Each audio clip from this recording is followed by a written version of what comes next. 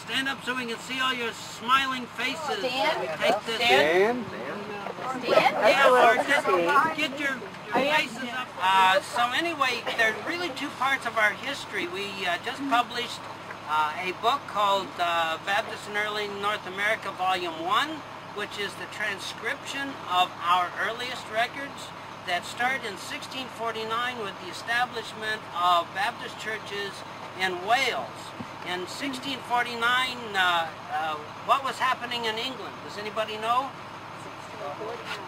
It was the point at which the English Civil War became successful. They chopped the king's head off, and Cromwell became the protectorate. Cromwell employed Baptists. He liked the Puritan edginess, I guess we could call it now. And John Miles was actually a trier in the government of Cromwell. But in 1660, the monarchy was restored, and so... That's better. That's much easier, thank you. In 1662, the king was then rescinding his more tolerant policies, and in 1662, August 24th, in order to be out of the country, all the Protestant clergy, there were, I think, 1,400 or more, were ejected from the country. It was at that point that Miles probably left the shores of England and came here to Rehoboth. What we're going to go to next is the place where the first establishment of the town of Swansea, Warren, and Barrington all happened, and that place will be called Knockham Hill. One detail that I left out, in 1649, after the decapitation of the monarch, Miles went to a church in London called the Glasshouse Church. As we now are looking at these older records, we are beginning to see direct influences from the Glasshouse Church, which was a particular Baptist church, that is Calvinist Baptist church, that came from there to Boston, Swansea, and Newport. Providence, as some of you might know, was the earliest Baptist church, but in the 1630s, 40s, 50s, and on until 1770, it was a six-principal General Baptist church. Roger Williams, who established it, Stan Lemons, my colleague, says, yes, he was a good Calvinist, but he didn't stay a Baptist more than a couple of months. So the real substance of Baptist development happens between Boston, Swansea, and Newport for the first 130 years. Think of your questions. When we get to the next site, we will have a time for you to ask me. It was built on a cellar hole that was left there from the King Philip War.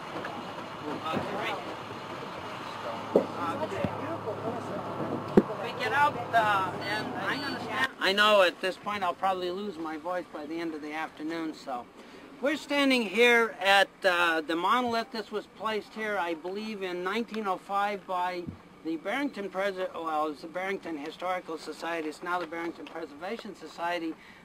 Instrumental in the founding of this stone. The placing of the stone was Thomas Bicknell, who is a local historian. A red one? Yeah. A red one? Yeah. Big one. I think it was a coyote. I don't think. No, it was a fox. If you can read this, it says, in the First Baptist Church of Massachusetts was founded near this spot. Now we are in Rhode Island. The actual spot, as near as we can tell, is right over in this paddock here. And again, we have records that come from Abiel Fisher, who was our pastor up until 1846, and then he transferred that to people who then were still alive when Bicknell was working in the early part of this of last century. But it was here. Now, one of the things that you look around, what's the first thing you notice about this territory? What? it's flat. This was the place where it was really easy to grow crops. And as people came through those early hard winters, having a good supply of food was really important. So here they didn't have to clear out as much timber. This was probably arranged in a ring of green where the original proprietors who owned the land were given house lots. But off in almost every direction there were big chunks of land, 60 acres, 150 acres or more, that people were given who bought into this. This whole area was called Soames. It was the garden spot of the Plymouth colony. It was the prime territory. Miles came here after he had been ejected from England because there was a group of people in the Rehoboth Congregational Church, the Newman Congregational Church, which is still a part of our environment here. It's 1642. It's actually in East Providence now. There's a little picture there of it on your guide. And in that group, in that congregation, about 1649, there were a group of people who gathered around a man whose name was Obadiah Holmes. Obadiah Holmes was pugnacious, according to some of his contemporaries, and he had this spat with Pastor Newman. He eventually left that church and went to the Newport Church, where he was one of the church leaders while John Clark was in England getting the 1663 charter for Rhode Island. Around Obadiah Holmes was a group of people that included this man, James Brown, and John Butterworth. Now, Mrs. Butterworth isn't here today, but we still have Butterworths in the church today. And it was probably in the home of John Butterworth that these people met, Albee, Carpenter, Kingsley, and Nicholas Tanner.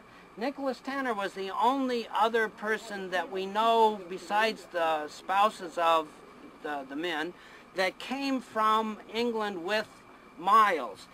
He was obviously very rich. He married a little later and had a house in one of these circles around here. Out of, excuse me, I'm getting over a cold. When Miles came, he probably came under the auspices of Thomas Willett. In 1667, when they finally founded the town, it was Willett and Miles who were the main movers of that establishment. The church began with a covenant signed by these people in 1663. They started meeting, although Miles had a kind of a part-time job. He was a lecturer with the Rehoboth Church, the Baptist part, and I do quotes here because we didn't really call ourselves Baptists until the middle of the 18th century. We were established as the Church of Christ in Swansea, just as the Rehoboth Church was the Church of Christ in Rehoboth, just as the Baptist, what we now call the Baptist Church in Newport, was the Church of Christ in Newport. We weren't denominated as different until much later, but the issue, of course, was baptism, and it was not how we were baptized, it was under what process. We didn't baptize children. We baptized people who could explain the change of heart. Well, there was a, and I'm going to talk about a little later, the great experiment where for a period of about 40 years, those who wanted their children baptized could bring them, and the pastor could either refuse to baptize them, or people could refrain from bringing their children. So there was really a compromise. This was an extremely different form of government because the Puritan Congregationalists believed you had to be baptized as an infant. And that was the law. Not only the ecclesiastical law, it was the civil law. One of the things that Baptists were called in the 17th century were incendiaries of the Commonwealth, because they disturbed the order of the society. One of the ways they disturbed the order was by not being baptized. I know that's not an issue for us these days, but it was then. Let's see, Willett. Willett was, at the time he was establishing the town of Swansea here, also the first English-speaking mayor of New York City. He had been raised in the Netherlands. He brought the Dutch system. When they divided up the land, there was a system according to the Dutch thing. It wasn't the same way they distributed land if you were English.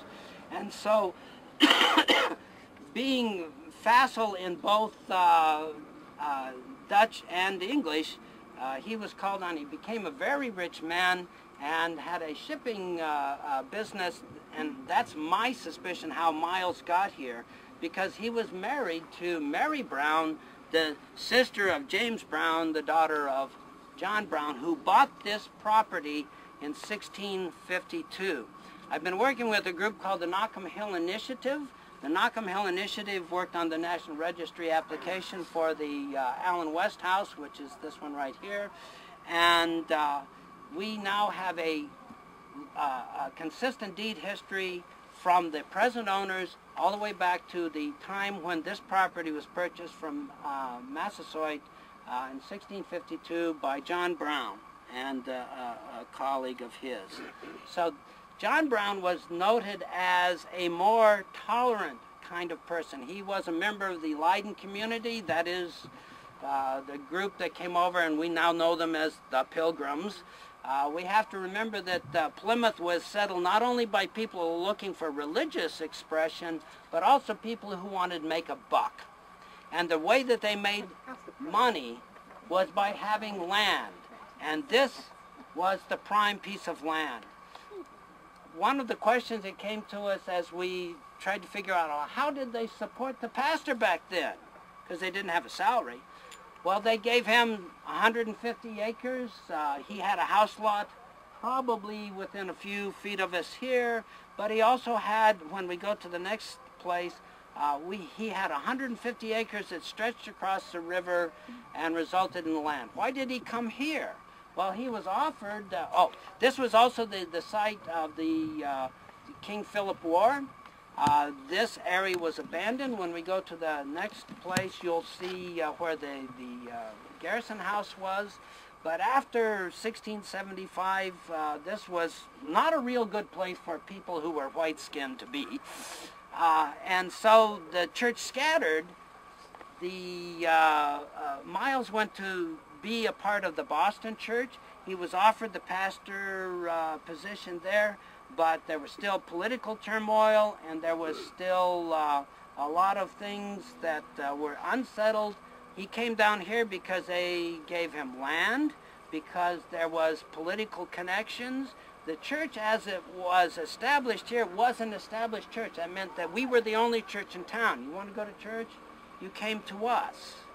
But then we, in that great experiment, led other churches. Eventually in 1680, Second Baptist Church, which is now a UCC church, was a Sixth Principle General Baptist Church. And that's over on Pierce and, what's the other one? Sixth and Maple.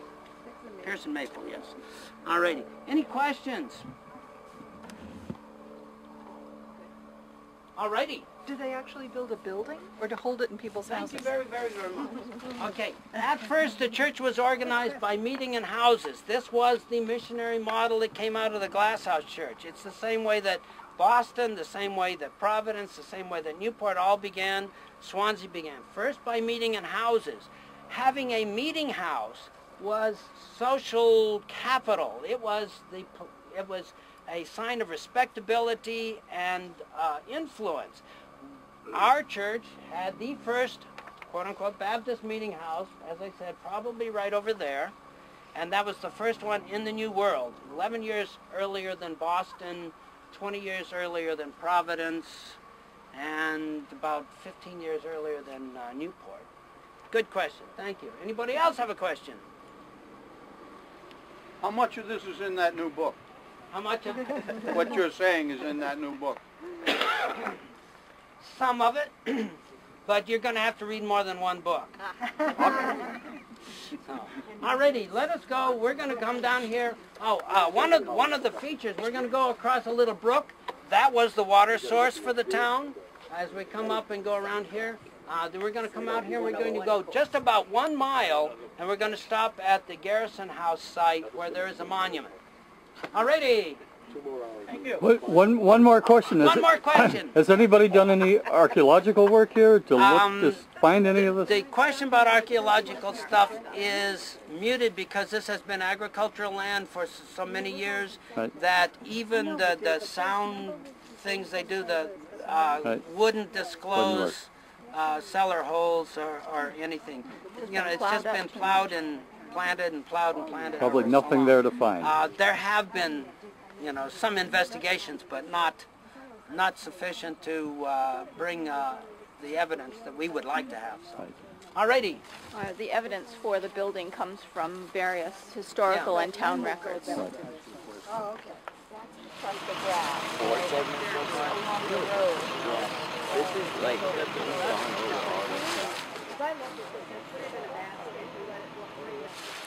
Where did they tend to locate the cemetery?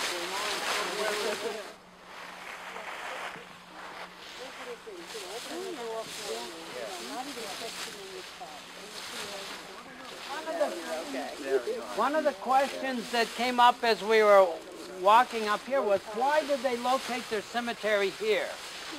Well, if you look back across here, that's where the meeting house would have been. And we're going to go up here another half a mile, and that's where the pastor lived.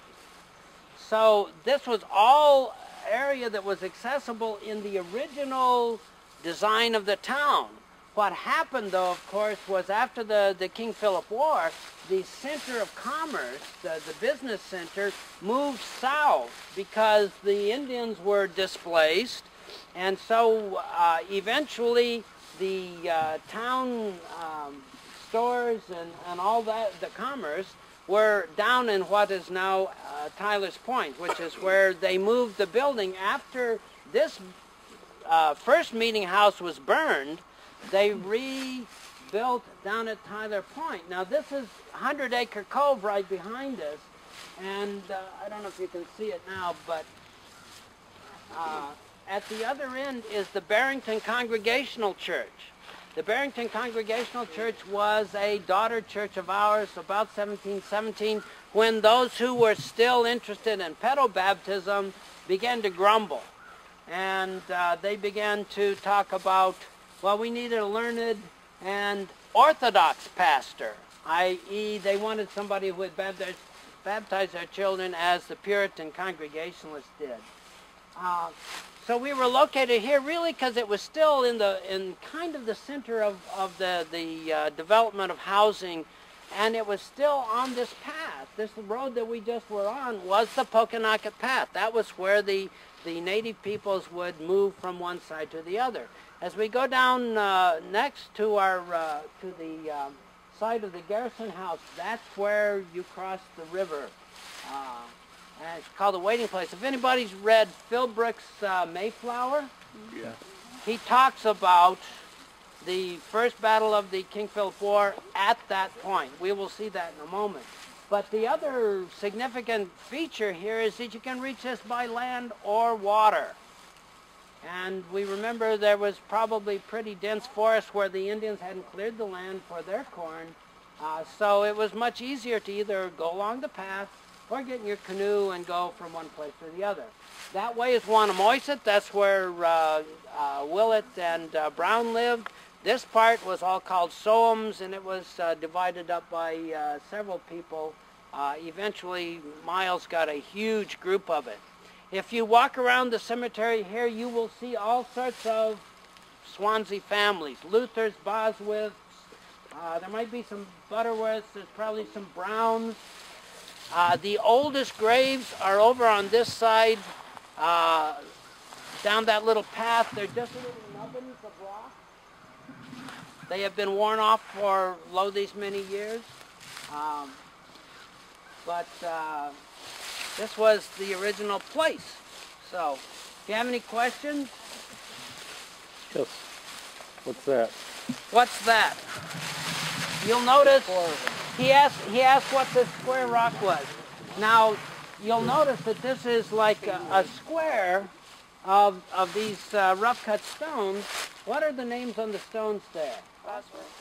This is Bosworth family plot. Which you'll see that in a lot of old cemeteries where there's like all the old ancestors are right there together. So, place to live. You could get shellfish and fish, and there was deer. Obviously, there's foxes. So why not live here? All you have to do is Get rid of the Indians. And how did we do that? First with disease. First we kill them with disease, and then we shoot them with our new weaponry. So, but land, that's the bottom line, as much as religious freedom was. Okay, when we start to walk back, I'm going to call the bus driver and have him come down. So, but I'll give you a couple of minutes here to walk around, get a feel for the place. I know, we were talking about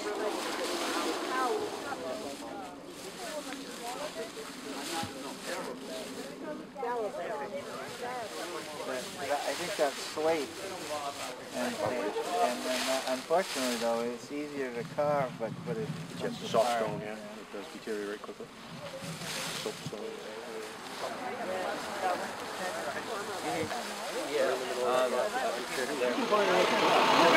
Well, if I could, I Find in John Miles' will the fact that he owned 4 slaves, 3 adults and a young man. One was a couple, one was, I guess, a single older man and a young person. We forget that most of what happened here happened under the economic rubric of slavery. And it really was something that we don't want to talk about, but we have to. You know, as we look back, I don't want to miss a journey. But anyway, yes, it was John Miles had slaves.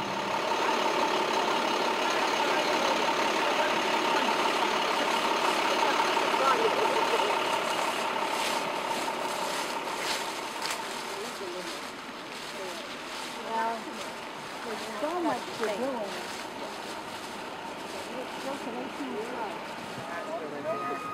and get horseback of those 2 churches. Explain what Miles Garrison. Okay, if you look at your guidebook, there's a picture of the Miles Garrison house, which stood on this spot from probably 1667 until 1913.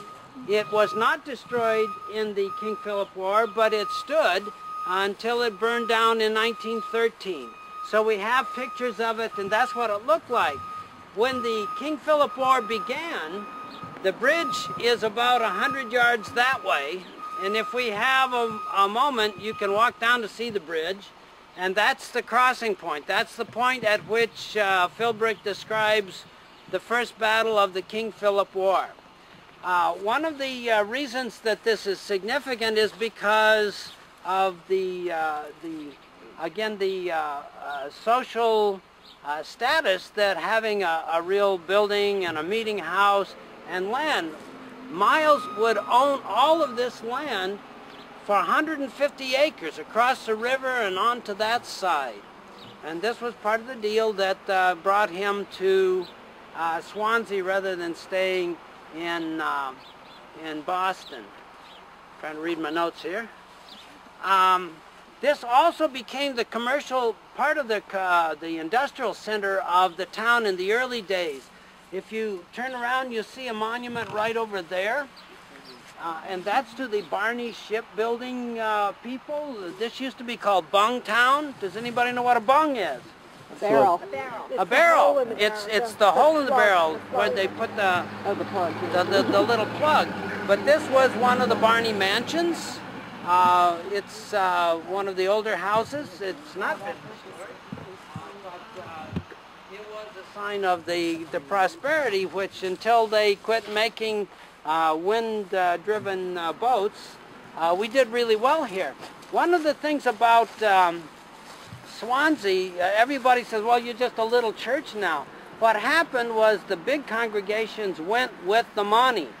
As the mills developed in Fall River, some people went that way. As after the King Philip War, and this area was then open for more aggressive settling, people moved down these necks, and where we go next will be to the Tyler Point Cemetery, will be the second site of our meeting house. The meeting house, after it's burned here, was rebuilt there, eventually is pulled up the Somes River, which we just crossed, and established on our present location. That eventually is torn down someplace after 1717, and see one of ours? No? I don't. Yeah, we know you, right? Yeah. There's something in the back? There's something in the back.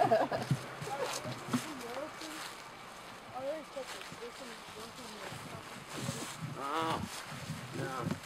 You're Jordan, right? Oh, okay. I'm sorry. Well, we'll take him anyway. So, there was some artifacts left there, but they seem to have mysteriously disappeared. So, what was I saying? Something important. You talking? Oh, about the wealth, the people would follow the wealthy. Oh, yes. Yeah. So after the war, you know, and when it was less dangerous to establish themselves this way, they began to move down towards the end of the necks where they had access to open water. So if you look that way, you can tell this is all marsh grass. This is, you know, remember when we were going across the bridge, when we were looking that way, this is what we were looking at. But this is the Miles Bridge. It was one of the first bridges in these towns. But it's now a new bridge. It's now a new bridge that was delayed for many years because of snail darter. 13 years. So. Alrighty, any questions at this point? Did I miss anything? Questions? Questions? Answers? Well, What? That's not as old though as the house that's set here.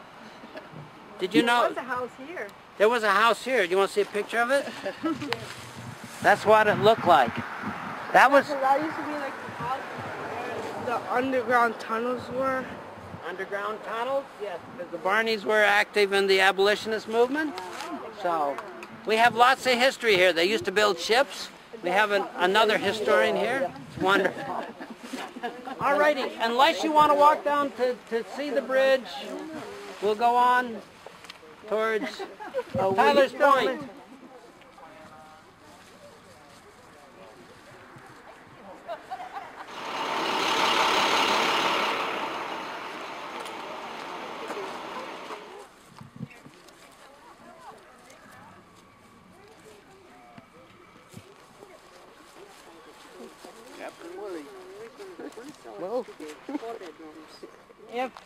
If you notice, this rock here has John Miles' name on it. This area was the second site of our meeting house. Again, because you know, the Indians were being displaced, they could now come down. They could be right here at the harbor, so that before all these other boats were here, you could see the river.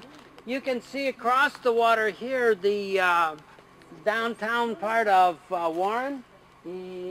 Someplace down there, there's a Romanesque steeple that is the Baptist Church in Warren. The Baptist Church in Warren is a daughter church of ours. It came out of our congregation in the 1760s. Yeah, 1764. It was the place where Manning had had been chosen by the Warren Baptists to be their pastor. They brought him up from Philadelphia. He had gone to Princeton. But I'm actually ahead of myself here now. So what I wanted to talk about here was the interesting thing about church and state. One of the earliest pieces that Roger Williams held up, and he really came out of the general principle, the general sixth principle Baptist, was that no king, no magistrate, no governmental official has any kind of authority to tell us what to believe. It was that declaration that was first made by Thomas Helwys, for which he spent the rest of his life in prison, that began to make the people who were loyalists to the king a little nervous, because they, well, if you obey the king on everything except the religious stuff, that still disorders society. So they were still afraid of the Baptists. If you read all the early confessions, they say, we are not Anabaptists. Why would they say we're not Anabaptists? Does anybody know what an Anabaptist is? Baptizes twice. Baptizes twice, but who were they as a political movement? Do you remember? In 1532, in the city of Munster, the Anabaptists, which was the third stream of the Reformation, took over the city, killed or threw out the Catholics, and were kind of anarchic. And so they deserved a reputation all over Europe in the 16th century and into the 17th century of people being antinomian, of being against establishment, of being against any kind of law. When the Catholics came back into Munster, they killed them. They pinched them to death with hot tongs and hung their bodies in the iron cages on the steeples. When I was a student in 1966 in Munster, the cages were still there. Just as a warning. Just as a warning, I did not tell them I was a Baptist. So when Miles came into this country and they were trying to keep this balance between church and state, he actually created between the church covenant and the town covenant an ability for people could do both, be pedo-Baptist and have their children baptized, or be anti-pedo-Baptist and wait until a moment when you could explain the change of heart and talk about the regeneration. Regeneration being one of those critical Baptist words. It's that operation of grace in our hearts that has a clear before and after kind of effect. So it was an experiment both politically and religiously that stayed intact until about 1711, when the people who were on the pedo-Baptist side began to want their children baptized, and at that point Samuel Luther, our second pastor, said no, I wouldn't do it. So eventually they pulled out in 1717 and formed the Barrington Congregational Church. But it was Miles' experiment. He was somebody who had participated in the English government. He was somebody who was connected to the government here through his relationship with Thomas Willett, who was an assistant governor. They were very well connected, politically influential people. And that's what we tend to forget, because we've forgotten most of these people. So, any questions here before we call the bus? This is the cemetery, but where was the building itself? We really don't have any records of, you know, if you cleared out all the houses and all the boats, you'd see there's water there and water there. Surrounded by water. So we are in a position where if this was a cemetery, the meeting house could have been.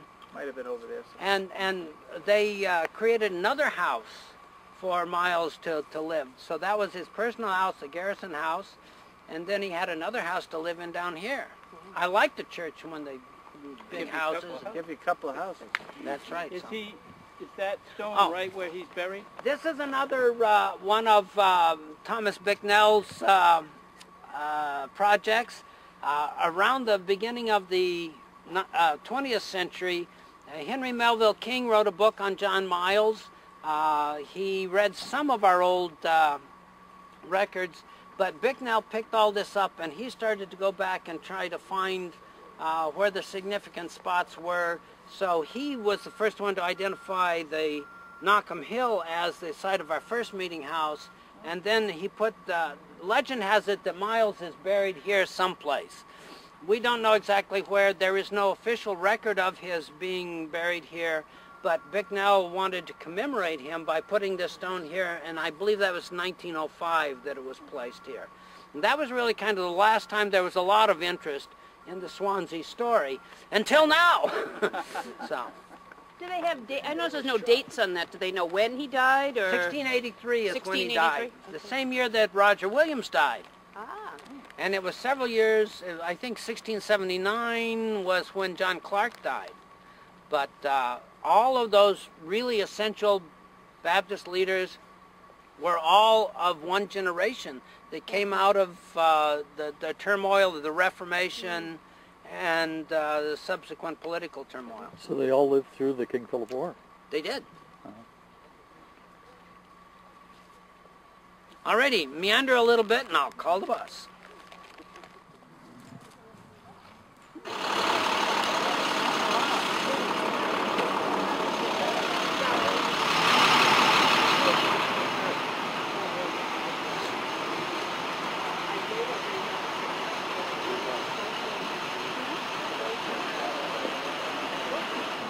This was the congregation that came out of the Swansea church, hired James Manning to be their pastor with the express purpose of gathering for the Baptist ministers' education a college that would then train Baptists like Yale did the Congregationalists, Princeton did the Presbyterians, and Harvard did the Unitarians.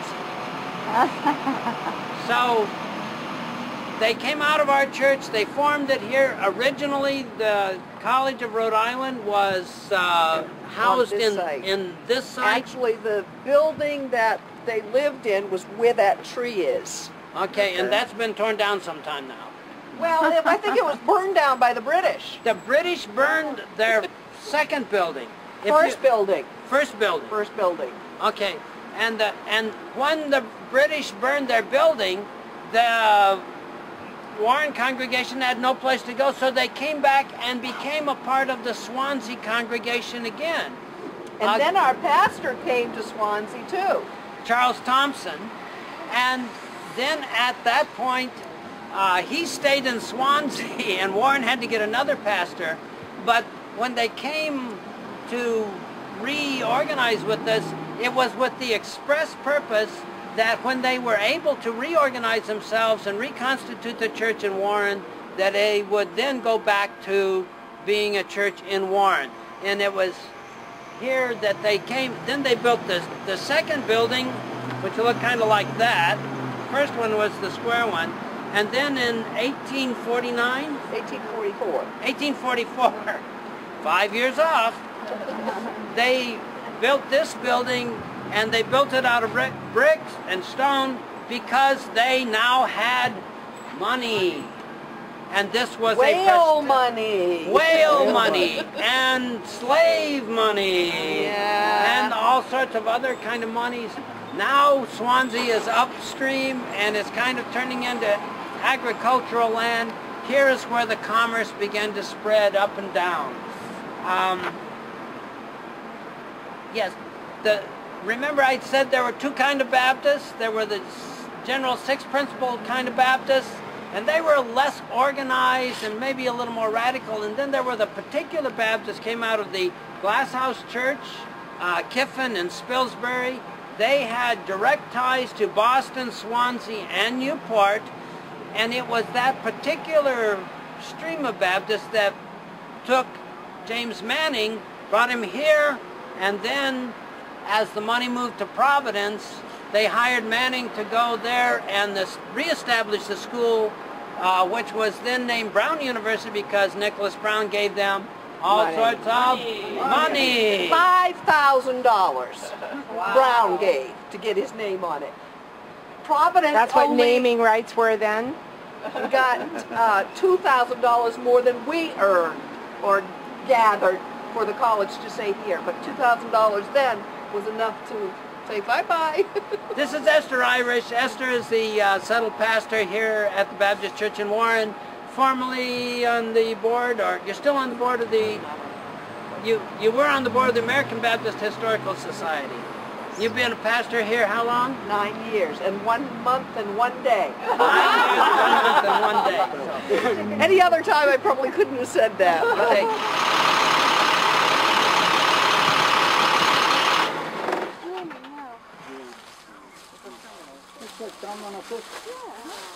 We have everybody here mostly that wants to hear. Yep.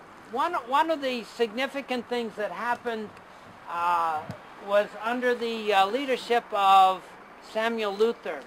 When Henry Melville King wrote his book on John Miles, one of the questions that came up was, the Swansea Church really a Baptist church?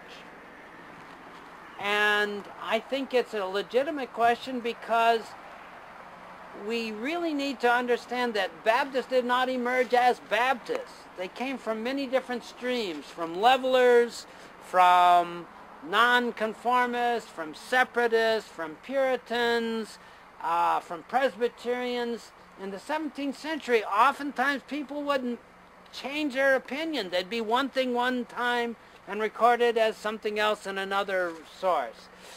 What happened, as I mentioned before, was there were two covenants that were operative in our early history. The first one being the church covenant, which allowed open communion, which was very different, and it allowed people to be in communion with the church even though they weren't necessarily settled people.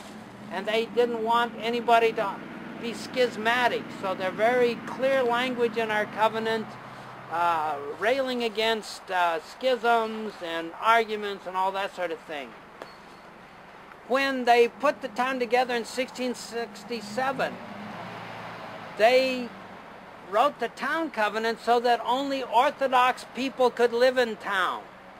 Miles then went to Willett and said, well, excuse me, we reserve the right for parents to bring their children to baptism or forbear. We reserve the right for the pastor to decide whether he will baptize children or not. And Luther said no. Miles obviously was Orthodox, at least in the light of the conversation at that point. But he was also very clear about having people talk about their experience in order to be accepted as a member. So we have lots of records of where people were propounded for membership. That is, somebody else suggested that they should be a member. Those people then came before the church and were asked questions about the before and after, about how you were in your spiritual journey before and after the experience of grace you were in your spiritual journey. Then, if you convinced the people, you could become a member of the church. We probably began by immersion. Immersion came to this country from the Glasshouse Church through the Newport Church in the person of Mark Lucar, who came in 1644 to become a part of the Newport Church. We know that Obadiah Holmes was there, so we know that there was communication back and forth between Newport and Swansea and Boston. So the practice of immersion probably happened. They probably did it in rivers like this. The other piece that we want to know about Sam Luther was he was not a well-schooled person. He may have been very well educated, but he could not write his own name. When it came to signing documents, he signed with an X. Miles had been a graduate of Brasenose College, Oxford. Our next 2-3 pastors were all mentored into the ministry by the previous pastor, by the then current pastor. So Luther never went to school. Ephraim Wheat never went to school. Samuel Maxwell went to school. But by the middle of the 18th century, we wanted people who were college educated. This was one of the major tensions. The Puritans wanted a learned, godly, Orthodox pastor. Baptists kind of hedged. So we had people who were not necessarily schooled, but obviously they were learned because they quit baptizing children. That's a joke. So anyway, here's Samuel Luther. He bought and sold all sorts of land. He held public office. He was one of the town officers for almost his entire career. He served in the military, which is why we have the flag in front of his grave today. So his ministry was really the turn towards the mainstream Baptist. After, let me just check the time here. I may... 20 of 4. Okay, let me kind of make an executive decision here. If anybody objects, throw something at me. Our next stop will be, we go right by the church. The only other stop after that I had anticipated was Bering Hill. Since we promised 4 and we really only own the bus until 4 o'clock, let me suggest that we eliminate that last stop, and I'll talk about it here. Because the really important piece of cooperation flourished in the early part of the 1700s. As the Boston church was becoming more prosperous by then, they were sending people down to Newport and to Swansea who were interested in becoming elders in the church. The next person that served that office in Swansea was Ephraim Wheaton, who had come down under the recommendation of the Callender family to the Swansea church. He mentored in the Swansea church John Comer, which is one of the next pastors in Newport. We know that Samuel Luther had in, I think, 1702, gone down and laid hands on, in the process of ordination, the pastor William Peckham, who is the next full-time elder of the Newport church. So we know that there was a lot of cooperation and communication going on. So Luther mentored Wheaton. Wheaton mentored Samuel Maxwell. Samuel Maxwell was our 4th pastor. He was the first pastor that we fired. And not the last, but the first pastor that we fired. And he was fired because he held Sabbatarian views, which meant that they wanted to worship on Saturday instead of Sunday. In the early days, there was just all sorts of turmoil and, oh, which is more biblical, this or that? And so there were a lot of confusions. We had recently a woman who was an, I don't know, ex-17 or 18 generation descendant of Samuel Maxwell. Her life goal was to prove that he was not a Seventh-day Baptist, but when we published our new material, we have evidence now that he certainly was. But again, he was a interesting guy because he liked a lot of different things, and he would move from one position to the other. At Bering Hill, you see Ephraim Wheaton here, John Comer, immediately next to him, and about 10 feet away, Samuel Maxwell. So there was not only a professional religious relationship, there was a personal relationship between the early Baptist leaders. So this was what we now pass down from generation to generation. I was the 46th settled pastor. We are looking for number 47. Linda Snyder is our current interim. Dave Muscovich was probably 45. No, 44. You'd been 44. Betty was 45. I was 46. So he's come back from Syracuse, Syracuse area, right? Yeah, to visit with us. The young man with the camera there is Peter Howard. He is our cameraman. He is doing the video series. We have 3 segments that are on YouTube about the early history. We're going to begin to put that on disc. Some of this stuff will come in segments 4 or 5. So tune up to your YouTube and you'll see my smiling face again. When we get back to the church, there is refreshments. There's lots of cookies. The coffee should be on, so come and eat and enjoy. And if you have any other questions, I'll be there. We do have some books, the volume 1 available if you want to buy one. We have mugs. We have all sorts of merchandise that we need to sell so we can pay for our celebrations here. So if I don't have another chance to thank you all very much for coming, being a part of this, I want to do that. And we want to thank our bus driver. Yay! Who can turn the bus around? Stop traffic with the best of them. So, all right, if there are any questions, let me know. Otherwise, we'll go back to the bus and... Yeah, is that Wheaton? Is he part of the Wheaton College? Ephraim Wheaton was the grandfather of the woman for whom Wheaton College was named. Yes. Of the people that were proposed for membership, they were then questioned. Do you have any idea how many were accepted or rejected? We could probably figure that out by reading through the early, which are published in the book, and we hear some that weren't as satisfactory, so they would ask them to come back.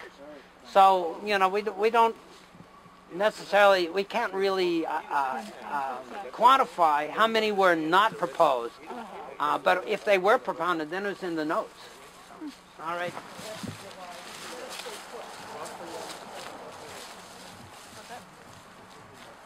Strong ministry from Abiel Fisher, who is fairly influential in that period, the late 1800s. And then the old building, if you walk to the other side, there's a big stone out there that you can see that was a part of the earlier building of the 1727 building.